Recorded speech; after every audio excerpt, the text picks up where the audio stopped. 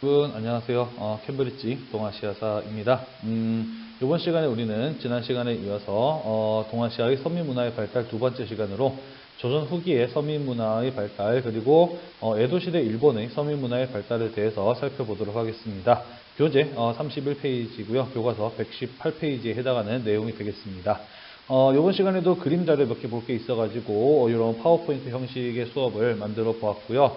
요걸로 조금 음질을 좋게 녹음하고 싶어서 몇 가지 써봤는데 잘 안 되더라고요. 이게 파워포인트 프로그램의 한계인지 아무튼 요번 시간까지 음질이 조금 떨어지더라도 너그럽게 양해해 주시기 바라겠습니다. 자, 그러면 같이 한번 살펴보도록 합시다.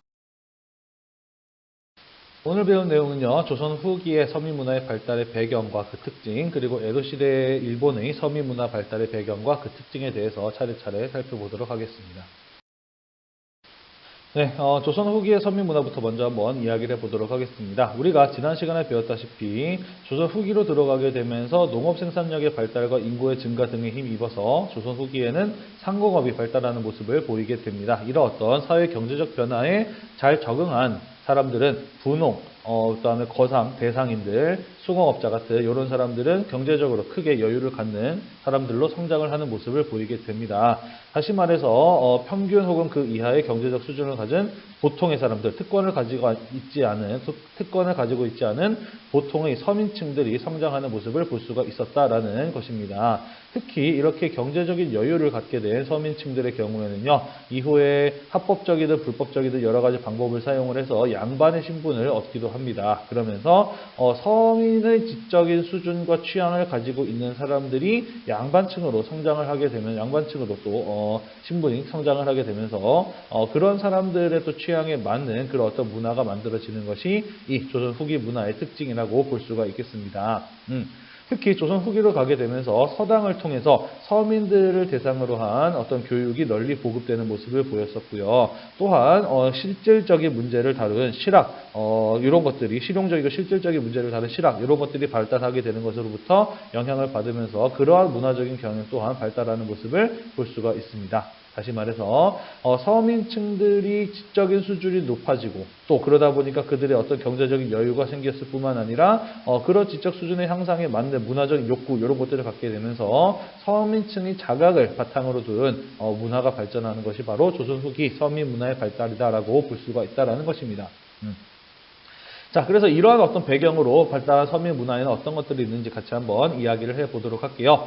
자, 대표적인 예로는 첫 번째 대중문화의 발달을 꼽을 수가 있습니다. 서민들이잖아요. 그죠? 이 사람들 어려운 한자, 한문 이런 것들을 여전히 읽기 힘들었을 겁니다. 서민들의 지적인 수준과 취향이라고 한다면요, 쉽게 읽고 즐길 수 있는, 쉽게 읽을 수 있는 가독성이 뛰어난 한글 이런 것들이 당연히 서민들에게 맞는 글자일 것입니다. 그죠? 그래서 서민들 취향에 맞는 그러한 한글로 쓰인 대중소설 이런 것들이 널리 유행하는 모습을 볼 수가 있었다라는 것이죠. 대표적인 예가 바로 홍길동전 같은 것이라고 교과서에서 소개를 하고 있습니다. 허균이라고 하는 사람이 쓴 거잖아요. 그죠? 자, 홍길동전의 대표적인 대사 혹시 기억나나요? 제일 유명한 건 역시 뭐라도 아버지를 아버지라 부르지 못하고 같은 이런 대사일 거예요. 그죠? 자, 아버지를 아버지라 부르지 못하고 이 대사 속에 무엇이 함축되어 있나요? 바로 조선시대 때 신분제도 속에서 고통받고 있었던 서민들의 여러 가지 불만 혹은 고충 이런 것들이 농축되어 있잖아요. 그죠? 그런 어떤 서민들의 의식이 잘 반영이 되어 있는 소설이라고 볼 수가 있겠죠. 그죠? 이런 것들이 바로 조선 후기에 유행했던 서민들의 취향인 대중문화 한글 소설이라고 볼 수가 있겠네요. 이해가 되시죠? 네, 그 다음 이 시기에는 공연문화도 널리 유행을 하게 됩니다. 공연문화 사실 별로 그렇게 어려운 지적 수준을 요구하지 않아요. 그죠? 글을 쓰거나 읽을 줄 몰라도 누구나 이야기와 춤, 노래 이런 것들을 잘 즐길 수 있지 않습니까? 음악도 마찬가지고요. 그죠? 자, 그래서 이런 어떤 서민들도 쉽게 즐길 수 있는 형태의 공연문화가 널리 유행하게 되었다라는 것입니다. 조선 후기의 대표적인 공연문화로 역시 판소리 공연을 꼽을 수가 있겠죠. 그죠? 이 시기에는 춘향가라든지 흥부가라든지 심청가 같은 이러한 작품들이 많이 유행을 했는데요. 내용들 다들 알고 계실 겁니다. 그죠? 주인공들이 누군가요? 양반인 경우도 있고 아닌 경우도 있지만은 대체로 양반이 아닌 경우들이 더 많습니다. 그죠? 춘향가도 물론 이제 양반이 나오긴 하지만 춘향이 또 양반이 아니잖아요. 그죠? 흥부도 마찬가지고 심청도 마찬가지죠. 그죠? 당시에 이런 어떤 서민층들을 주인공으로 하는 또 그 사람들의 어떤 문제의식이라든지 아니면 그 사람들이 당시 시대에 가지고 있었던 또 여러 가지 불만들 이러한 것들이 잘 반영이 되어 있는 그런 어떤 작품들이 널리 유행을 하였다라는 것이에요. 여러분들 중에 이제 나중에 대학에 가게 되면은 이 중에 혹시 춘향가, 춘향전 이런 것들을 원문으로, 그러니까 여러분들이 보는 어린이들용으로 나온 것이 아니라 원래 그대로의 기록이 되어 있는 본래의 그 작품을 그 글자 그대로 읽어보는 그런 사람들이 나올지도 모르겠어요. 선생님도 대학 다닐 때 한번 본 적이 있거든요. 특히 춘향가 깜짝 놀랐습니다. 왜 깜짝 놀랐을까요? 되게 야해요. 굉장히 선정적입니다. 서민들의 취향이라고 이야기를 했잖아요. 그죠? 쉽고 재미있고 자극적인 거 좋아한다 그랬어요. 그죠? 그래서 굉장히 그런 어떤, 우리가 이제 골개미라 그러나요? 국어 시간에 배웠을 텐데, 그죠? 굉장히 직설적이면서도 자극적인 그런 어떤 또 성적인 이런 표현들이 잘 들어가 있는 그런 어떤 문학 작품, 그리고 또 이제 공연 문학, 같은 것들이 이 시기에 널리 유행하였다라고 볼 수가 있겠습니다. 또 가면극으로서 탈춤 같은 것들이 19세기에 널리 성행하였다라고 이야기를 합니다. 대표적인 작품으로는 뭐 봉산탈춤이라든지 하회탈춤 같은 것들을 언급을 하고 있는데요. 이런 것들도 역시 서민들의 어떤 의식이 성장이 반영된 작품들이라고 볼 수가 있겠습니다. 국어책에서 배우지 않나요? 봉산탈춤? 이런 거 있잖아요. 그죠? 양반이라고 해서 다 같은 양반인 줄 알지 마시오. 계잘양 양자에 계다리 소번 반자를 쓰는 양반이란 말이오. 뭐 이런 대사 한 번쯤 본 적이 있을 거예요. 그죠? 어떤 내용입니까? 그쵸? 양반 별거 아니다. 양반은 괜히 허세만 부리지 사실은 별 볼일 없는 사람들이다. 라고 하는 이런 어떤 것들을 담고 있는 작품 아니겠습니까? 그죠? 이 시기에 서민들이 성장을 하게 되는데 반면으로 양반의 신분들 가운데 몰락하는 사람들이 나타나기도 합니다. 이른바 몰락 양반, 향반 또는 뭐 잔반이라고도 이야기를 하는데 이런 사람들이 몰락했음에도 불구하고 서민들보다 떨어지는 경제적 수준을 가지고 있음에도 불구하고 양반이라고 하는 신분을 내세워서 그들의 어떤 지배층으로서의 권위를 과시하려는 이런 어떤 허세를 부리는 모습들 이런 것들을 이제 탈을 쓰고 양반들의 그런 어떤 위선 이런 것들을 정면으로 비판을 하는 이런 어떤 탈춤들 당연히 서민들의 어떤 입장에서는 당연히 사이다와 같은 굉장히 시원한 속 시원한 그런 어떤 내용들이었을 것이에요, 그죠? 그래서 이런 어떤 탈춤은 양반들의 위선을 비판하고 사회의 부정과 비리를 풍자했기 때문에 당시 사람들의 취향이 잘 맞아 떨어졌기 때문에 상당히 큰 인기를 누렸던 작품들이다라고 보시면 될 것 같습니다. 또 가면을 쓰니까 누가 누군지 모르잖아요. 그죠? 그렇기 때문에 익명성 뒤에 숨어서 또 양반을 또 이렇게 신랄하게 비판하는 것이 가능했던 것이 이 탈춤의 특징이라고 보실 수가 있겠습니다. 자, 그 다음에 미술 분야에서도요, 서민들의 이런 어떤 취향들이 반영이 된 작품들, 또 이 시대의 정신이 반영된 작품들이 많이 나타나게 됩니다. 자, 영정조 시대로 가게 되면서 이른바 진경산수화라고 하는 화풍이 등장하게 됩니다. 대표적인 작가로는 정선 같은 사람을 꼽을 수가 있는데요. 자, 진경산수화라고 하는 게 무엇인가요? 진짜 경치를 그린 산수화다라는 것이잖아요. 그죠? 자, 이 진경산수화가 등장하기 이전에 조선에서 널리 그려졌던 또 사람들이 많이 선호했던 작품 바로 중국의 풍경을 그린 산수화였습니다. 요거는요, 성리학이 지배했던 조선사회여서, 성리학은 중국 중심의 세계관을 가지고 있는 사상이지 않습니까? 그죠? 그렇기 때문에 중국을 세계에서 가장 뛰어난 것으로 생각을 했기 때문에 중국의 풍경을 가장 아름다운 것으로 생각을 했었다라는 것이죠. 그러면서 이제 우리나라 사람들이 가본 적도 없는 그런 어떤 중국의 산과 물의 모습을, 산수화를 그 이전에는 널리 그리고 또 사람들이 즐겼었다라는 것이죠. 자, 하지만 조선 후기로 가게 되면서 실학이 발전하고 국학 같은 것들이 연구됩니다. 성리학이 조선 후기로 가게 되면서 조선 후기의 사회 변화를 제대로 설명하지 못하고 조선 후기에 나타난 여러 가지 사회적인 문제들을 잘 해결해주지 못하게 되면서 성리학을 비판하거나 혹은 성리학으로부터 벗어나려는 그런 어떤 움직임 속에서 실학, 국학 이런 것들이 나타나게 되는데요. 다시 말해서 지금까지 중국 중심의 세계관을 가지고 있었다라고 한다면 조선 후기로 가게 되면서 중국이 아닌 우리나라 그리고 우리나라의 지금 당장의 현실 이런 것들에 대한 관심을 갖기 시작했다라는 것입니다. 이러한 어떤 사상적인 시대의식의 변화가 반영된 그림이 바로 진경산수화라고 볼 수가 있겠습니다. 지금 페이지에 나와 있는 제일 왼쪽에 나와 있는 게 정선이 그린 금강산의 모습을 그린 금강전도라고 하는 것인데요. 이 영상 맨 끝부분에 가면은 또 정선이 그린 인왕제색도 같은 그림도 실려 있을 겁니다. 이런 것들이 바로 대표적인 진경탄수화라는 것이고요. 원래 예술은 어떤 것을 가장 최고의 예술로 평가를 하느냐? 그 시대 사람들의 사상, 그 시대 사람들의 의식, 우리 시대 정신이 반영되어 있는 그런 어떤 작품들을 최고의 예술품으로 치거든요. 이래서 진경탄수화라든지 우리가 좀 이따 살펴볼 이런 어떤 그림들 같은 경우에는 이 19세기 조선 후기, 18세기, 19세기를 나타내는 조선 후기를 대표하는 뛰어난 예술 작품들이라고 우리는 평가를 하고 있습니다. 자, 그리고요, 풍속화가 널리 유행을 하게 됩니다. 풍속화, 서민들의 일상을 묘사한 그림이잖아요. 그죠? 그러니까 서민들이 자기가 가본 적도 없는 어떤 중국의 풍경이라든지 아니면 양반들이 좋아했던 그런 거 있잖아요. 그죠? 사군자, 그렇죠. 이런 거 대단히 어렵고 형이상학적인 그런 그림들이 아니라 자신들의 일상을 그린, 자신들의 어떤 공감하고 쉽게 이해할 수 있는 그런 수준의 그림들을 선호하게 되었다라는 것이죠, 그죠. 이런 것 역시 조선의 현실을 그린 것들이지 않습니까, 그죠. 마찬가지로 당시의 시대 정신이 반영되어 있는 그림들이라고 볼 수가 있겠네요. 서민들의 일상을 주로 그렸던 김홍도의 작품들이라든지 도시인이나 부녀자의 일상을 그렸던 신윤복의 작품들, 이런 것들이 바로 이 시기를 대표했던 풍속화이고 또 풍속화가들이라고 볼 수가 있겠네요. 자, 그리고 이 시기에 또 민화가 널리 유행하게 됩니다. 민화라고 하는 것은요, 백성의 그림이라는 뜻으로 서민들이 널리 선호했던 또 많이 소유했던 그림들 총칭해서 일컫는 말입니다.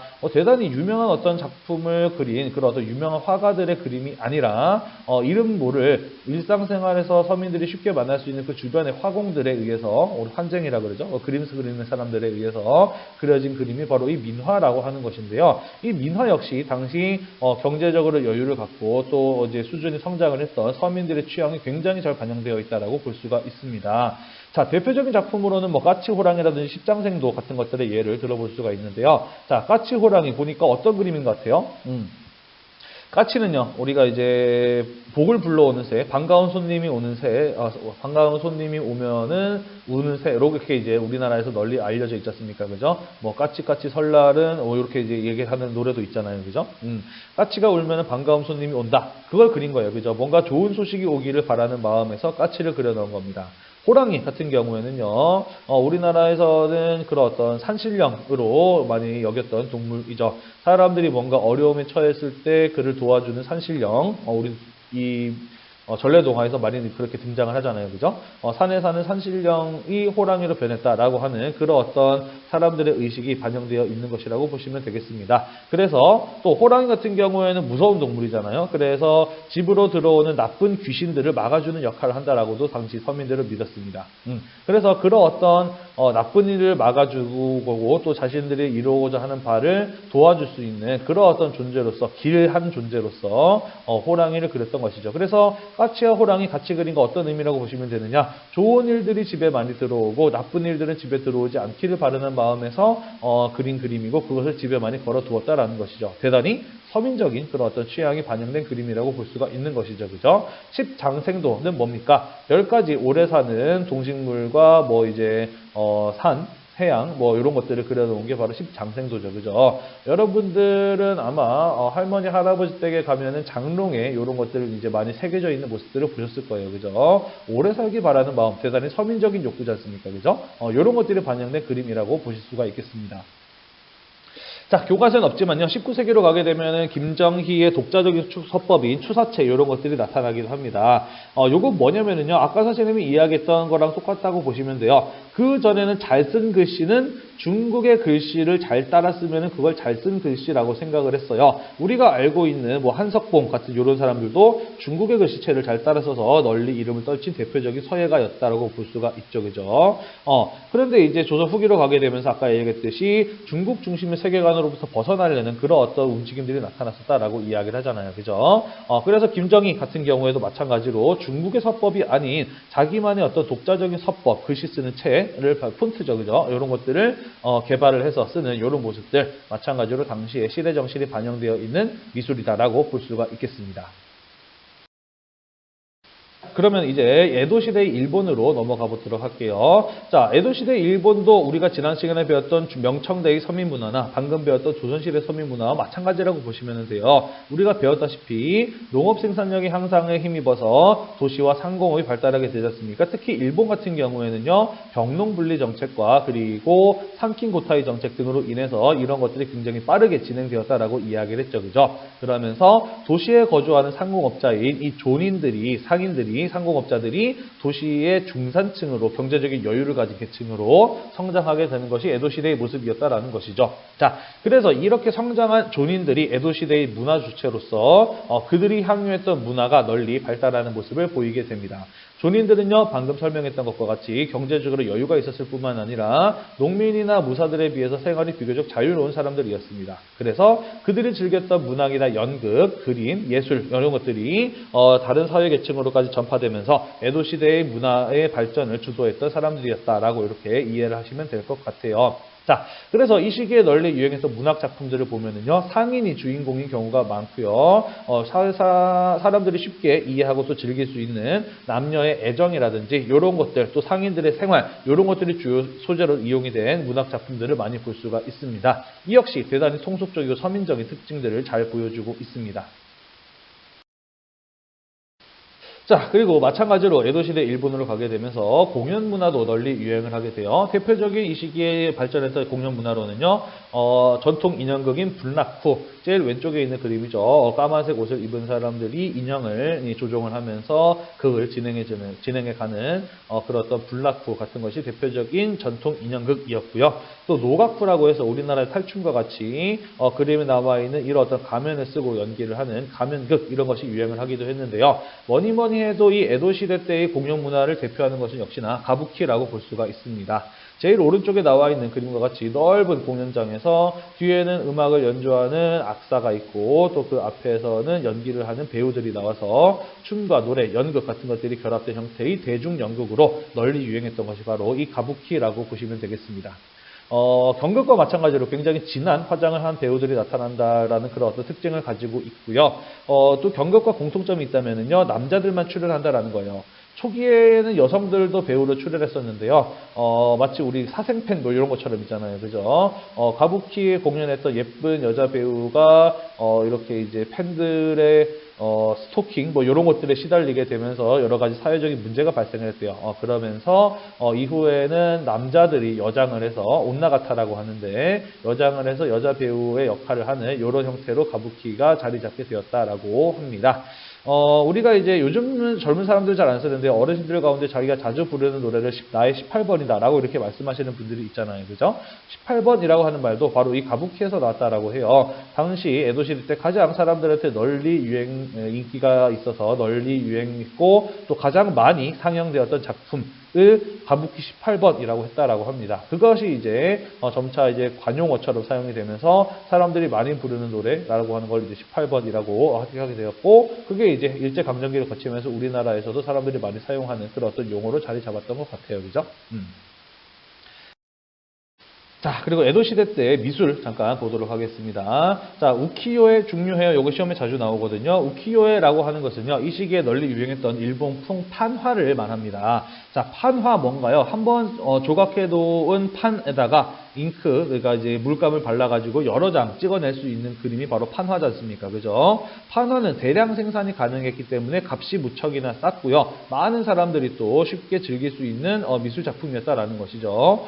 그래서 당시 이제 우동 한 그릇 먹을 값이면은 판화 하나 살 수 있었다라고 할 정도로 굉장히 싸고 또 사람들에게 널리 이렇게 받아들여졌던 것이 바로 이 우키요에라고 하는 일본풍 판화 미술 작품이라고 이야기를 합니다.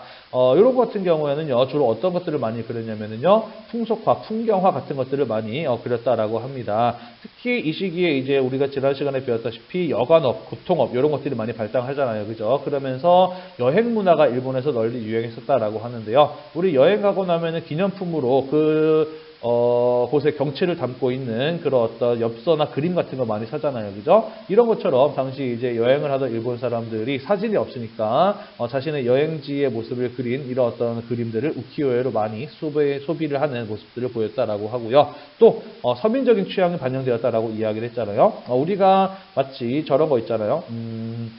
아이돌들의 포스터를 갖는다든지, 그죠? 아니면은 뭐, 야동을 본다든지 그런 것처럼, 그렇게 이제 유명한 어떤 게이샤는 일본의 뭔지 알죠? 네, 일본의 집에서 유흥을 북돋아주기 위한 예능인이죠, 그죠? 춤과 노래로, 춤과 노래를 보여주는 예능인들, 그런 어떤 게이샤라든지 아니면 가부키 배우, 유명한 사람들, 이런 사람들을 그린 이런 어떤 우키요에가 널리 팔렸다라고 하고요. 또 선정적인 야한 풍속을 묘사한 그런 그림들도 우키요에로 많이 만들어졌었다라고 합니다. 그리고 우리가 이제 일본의 전통 문화라고 꼽는 꽃꽂이라든지 정원장식, 도자기 같은 그런 어떤 고유 예술들도 바로 이 시기 조닌들이 주도했던 에도 시대의 서민문화가 발달했던 시기에 크게 발전을 이룬 것들이라고 이야기를 합니다. 이렇게 해서 우리가 이번 시간에는 서민 문화의 발달 중에서 조선 후기의 서민 문화의 발달과 에도 시대의 서민 문화에 대해서 쭉 한번 이야기를 해 보았습니다. 그림 자료들 선생님이 교재에도 넣어놨고 교과서에도 있지만 이 부분에서는 이런 어떤 그림 자료들 많이 출제가 되니까요. 여러분들 한번 잘 보시고 이 그림이 무엇을 나타내는 것인지 잘 기억해 두셨으면 좋겠습니다. 오늘도 공부하느라고 대단히 고생이 많으셨고요. 다음 시간에는 학문적인 변화, 이 시기에 있었던 학문의 발전에 대해서 마저 이어서 살펴보도록 하겠습니다. 수고하셨습니다.